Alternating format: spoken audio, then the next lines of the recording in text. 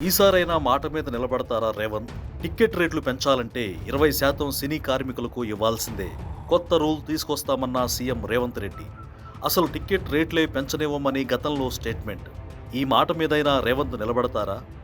CM Revanth రెడ్డికి సినీ కార్మికులు చేసిన సన్మాన సభలో ముఖ్యమంత్రి ఎన్నో హామీలిచ్చారు. వెల్ఫేర్ ఫండ్ పెడితే ప్రభుత్వమే 10 కోట్లు ఇస్తుందని చెప్పారు. సినీ కార్మికుల పిల్లల కోసం కార్పొరేట్ రేంజ్ స్కూల్ కడతామన్నారు. టిఫిన్ లంచ్తో పాటు ఉన్నత విద్య అందిస్తామన్నారు. ఫ్యూచర్ సిటీలో సినిమా వాళ్లకు సైతం అవకాశాలు ఇస్తామన్నారు. కానీ అందులో ఒక్క విషయం మాత్రమే హైలైట్ అవుతోంది.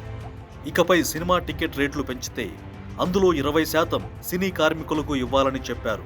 ఇదెలా సాధ్యం? ఇప్పట్లో చిన్న హీరోల సినిమాకు కూడా క్రేజ్ను బట్టి టికెట్ రేట్లు పెంచమని ప్రభుత్వాలను కోరుతున్నారు. సపోజ్ ఓ పెద్ద హీరో సినిమాకు టికెట్ రేట్లు పెంచారనే అనుకుందాం. సీఎం రేవంత్ రెడ్డి చెప్పిన దాని ప్రకారం వచ్చే ఆదాయంలో 20% కార్మికులకు ఇవ్వాలి.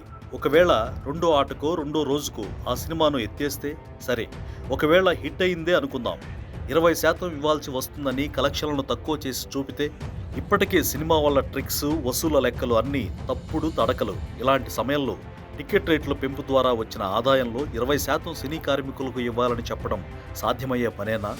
ఇకపై టికెట్ రేట్లు పెంచుకునే అవకాశం ఇవ్వాలంటే వచ్చే ఆదాయంలో 20% ఇవ్వాల్సిందే అనే జీవో తీసుకురాగలరా? గతంలో అసలు టికెట్ రేట్లు పెంచమని తన దగ్గరికి ఎవరూ రావద్దని చెప్పారు. పెంచే ప్రసక్తే లేదని చెప్పారు. ఆ మాట మీద నిలబడలేదు. ఇప్పుడు మాత్రం ఆ మాటపై నిలబడతారా అని సందేహిస్తున్నారు. ఏదేమైనా సినీ కార్మికుల విషయంలో అన్నమాట ప్రకారం నిలబడాలంటోంది బీసీవై పార్టీ.